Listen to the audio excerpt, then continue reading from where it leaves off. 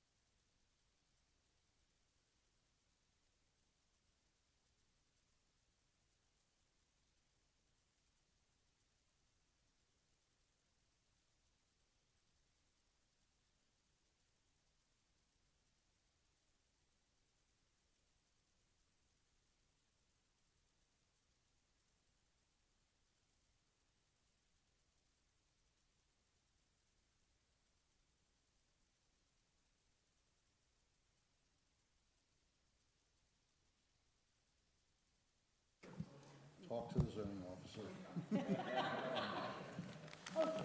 It's in his hands right now. So You ready, Madam Chair? we did our final CO feel bad. inspection. Those weren't there. Interrupting, they're talking. We signed off on them, Okay, and then thank they you. appeared. Please turn on your microphones. In compliance with the Open Public Meetings Act of 1975, adequate notice of this meeting has been provided. If any member has reason to believe this meeting is being held in violation of this act, they should state so at this time. We'll stand for the Pledge of Allegiance.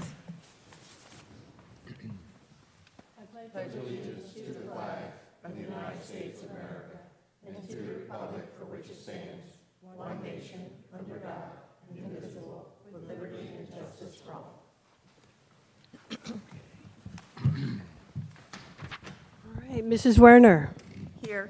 Mr. Venuto, Mr. Ledwin, Here. Mrs. Notch, Here. Ms. Sheehan, Here. Mr. Walsh, Here. Mr. Zexer, Here. Mr. Yeager, Here. Ms. Stevenson. Here. Thank you. Okay, we need a motion for resolution Alan and Amanda Fisher, 1013 Stockton Avenue. I make the motion. I'll second. Ms. Sheehan motions, Mrs. Notch seconds. Mr. Ledwin, Abstain. Mrs. Notch, Yes. Ms. Sheehan, Yes. Mr. Walsh, Yes. Mr. Zexer, Abstain. Mr. Yeager, Abstain. Mrs. Werner. Abstain. Thank you. Our next resolution is for Mark Atkin, 1604 Maryland Avenue, Block 1187. Can we have a motion? I make the motion. I'll second. Ms. Sheehan motions, Mrs. Notch seconds. Mr. Ledwin, Abstain. Mrs. Notch, Yes. Ms. Sheehan, Yes. Mr. Walsh, Yes. Mr. Zexer, Abstain. Mr. Yeager, Abstain. Mrs. Werner. Abstain. Thank you. Okay, our third resolution is for Timothy and Elizabeth Fall, 1003 Lafayette Street, Unit B. I make the motion. I'll second. Ms. Sheehan motions, Mrs. Notch seconds. Mr. Ledwin, Abstain. Mrs. Notch, Yes. Ms. Sheehan, Yes. Mr. Walsh, Yes. Mr. Zexer, Abstain. Mr. Yeager, Abstain. Mrs. Werner. Abstain. Thank you. We have a motion to approve the minutes of November 20th, 2025. I make the motion. I'll second. Ms. Sheehan motions, Mrs. Notch seconds. Mr. Ledwin, Abstain. Mrs. Notch, Yes. Ms. Sheehan, Yes. Mr. Walsh, Yes. Mr. Zexer, Abstain. Mr. Yeager, Abstain. Mrs. Werner. Abstain. Thank you. Okay, our application tonight is Patty and Jason Topchick, 1003 Lafayette Street, Unit A.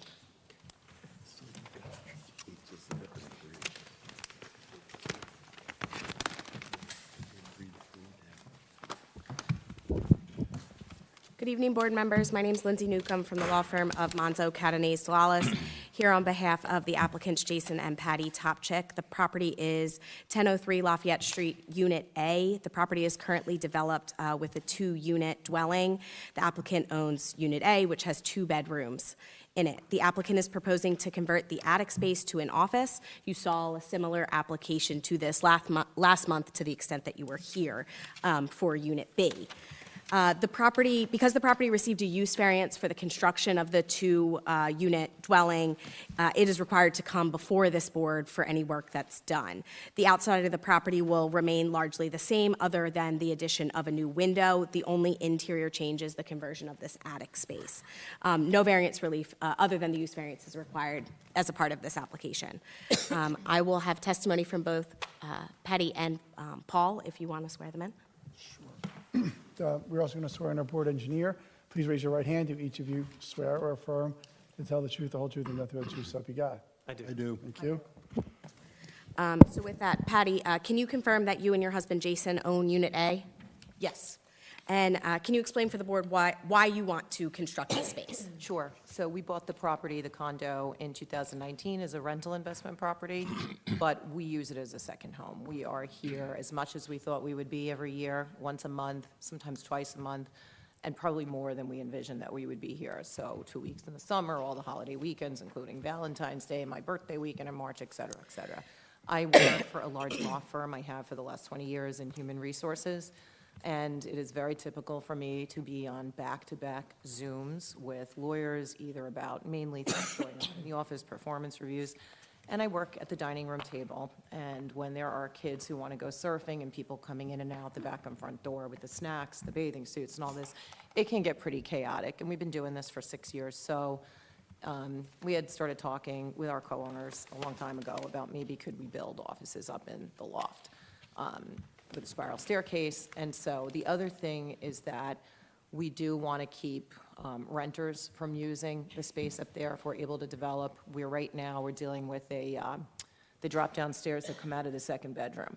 and it's locked with a little lock there, and I want to have better access for storage when we're not there. Right now, the only thing we keep in the attic is our Christmas decorations. It'd be really nice to have the spiral staircase and to be able to lock a door and get up there and put a lot of other things up there when, we're not there and it's being rented. And this is obviously just the conversion of that interior attic space. No changes other than a window would occur from the outside. No, just the window. Unless the board has any questions of Patty, I'll go over to Paul. I know Paul has testified before this board before. Do you accept him as an expert, or would you like his qualifications? I think he's going to give the same testimony he gave a month ago. I think so, too. Very identical. Well, he's an expert then. Okay, Paul, can you review your plan for the board? Or Yeah. the plan for the board? The plan. So as was stated, the site is remaining unchanged. So we provided the survey, and we're looking for some waivers from the site plan details. As far as the proposed plan goes, you should have received the floor plans in the application package.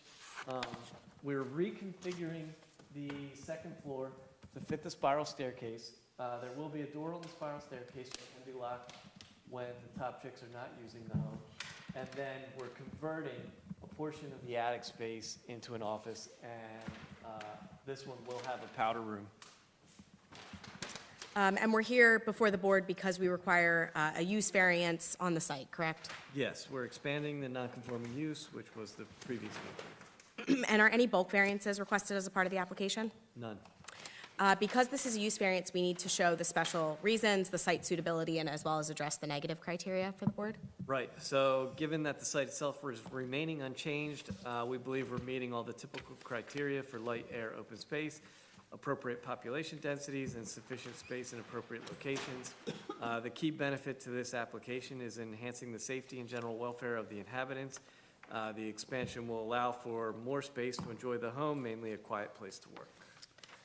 And the site is obviously particularly well-suited for the use because it's already there, correct? Yeah, given that the space is existing and it just needs to be converted, there'll be no impact on the existing zoning standards with the exception of the FAR, which is currently at 0.24%. It's going up to 26%, where 45% is allowed. So we're still well under what's permitted with the addition. And you've reviewed Mr. Hurlis's engineer review memo and don't take exception to any of the comments in there? We have no issues. Okay. That's kind of all the testimony we have. Obviously, we're happy to answer any questions. I just have one quick question. Is the garage a garage? Or is it any livable space in there? It's a garage. We do not store, we don't put the car in there. We, thankfully, unlike the garage in North Jersey, it's actually not a wreck. But yeah, it's a typical garage Okay. with like 3 steps that go up into the kitchen from the garage. You said something about a powder room. Did you say that this one has a powder room, the other one didn't? Is The that, other one did not have a powder room, but this one does have a powder room. and the powder room is in the, It's in in the, the attic. If they're adding a powder room, or there is a powder room? Adding a powder. Adding. Proposed plan is for a powder room. I found that those numbers don't match. So you have a Z2, and I think it's our Z3. Oh, again? Got me again? Wait, what Yeah, number I'm is showing the floor plans. Z2? What is Z3? We want to mark it as, Do you want these? I looked earlier, too. I think we might have had emailed plans that did not match what was printed, and that's why this happened last month, for anybody who remembers, but they're the same, they're just labeled differently in terms of pages.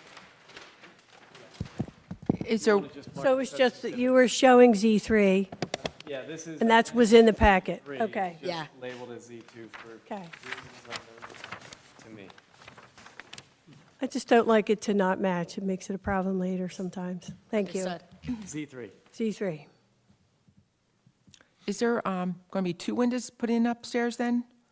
I think it's supposed to be just one. Yeah, just one on the side facing the school, Okay. because we're like between the school and Desatnik. Excuse me, Desatnik and the Pink House. So it would be the one facing Desatnik's property, not the school, but also facing the school. If there's no more questions from the board, we'll have Tracy. Good evening, everyone. I'd like to summarize my October 23rd, 2025 review memorandum. This is a project that's located in the R2 Low Medium Density Residential District. This is an application for a use variance with regards to the expansion of a semi-detached dwelling, which is not a permitted use in that zone.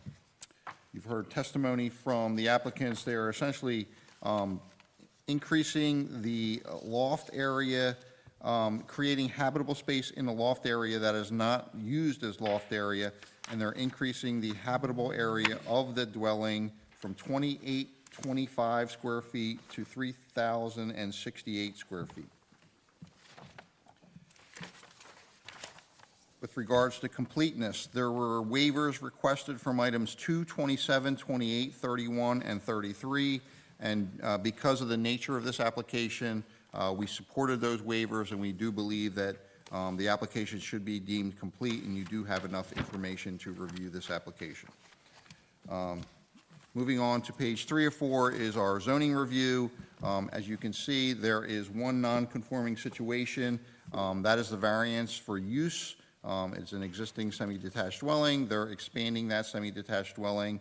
All of the other bulk and area requirements in the R2 district are being met. You can note and highlight, they are under lot coverage, they are under the floor area ratio requirement, the site is parked appropriately, and it should be noted that this site has accommodated these non-conforming uses up to now, and the board should be just considering whether the site can accommodate this increase in floor area ratio that's associated with the proposed expansion.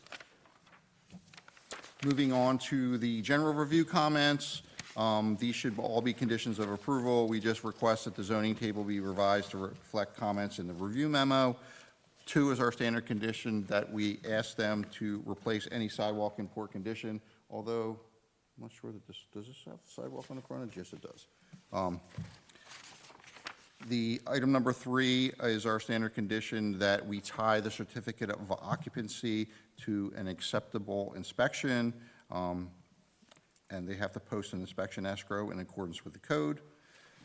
4 is comply with the requirements of the Shade Tree Commission, Fire Department, and Public Works Department. We received reviews from the Fire Department dated 11/7/25. They recommended approval. Public Works Department recommended approval dated 11/12/25, and the Shade Tree Commission recommended approval with the following condition, and that was dated November 7th, 2025, and they asked that the large aspen on the side of the building needs to have a tree protection zone in place for protection of that tree. Can that be shown on the plan? Sure. As a condition of approval? Okay, if that's acceptable. And then finally, items 5, 6, 7, and 8 are our standard conditions, and just of note, the project is located within the historic district. I indicate it does not appear that Historic Preservation Commission approval will be required, but there are new windows, so I'm going to strike that, and you just have to provide evidence that you've received their review and approval. 7 is they have to comply with any and all applicable affordable housing requirements. And finally, should the board grant approval, the applicant is required to revise the plans consistent with the conditions that you set and submit the requisite number of plans to the board engineer for review and approval. That's a summary of my report, and I'm happy to answer any questions the board has. Okay, any questions?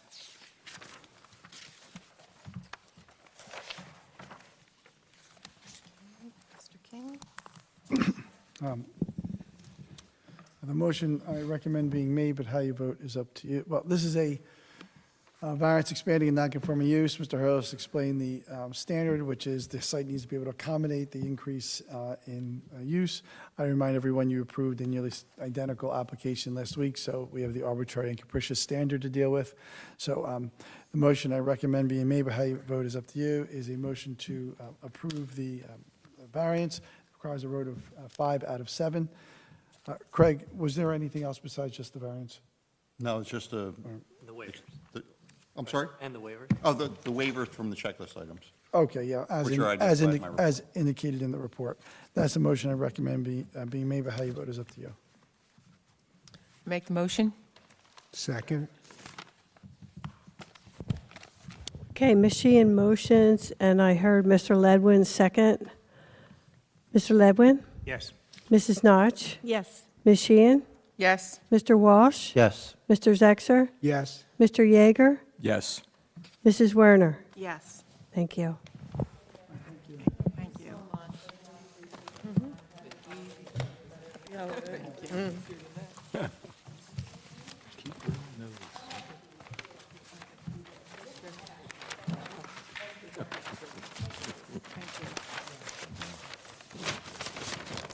Want me to say We it? have the bills to approve, if someone would like Hey, to Lindsay? make a motion. Just ask you a question. Did you give us a picture that really belongs to another application? Me? Or someone? There's one at the house, but then there's this one. I'm going, wait a minute. Oh, yeah, that's next to the parkway. That's obviously not this. I apologize. Figured as much. I'm sure we reprinted them. Oh, sorry about that. Thank you.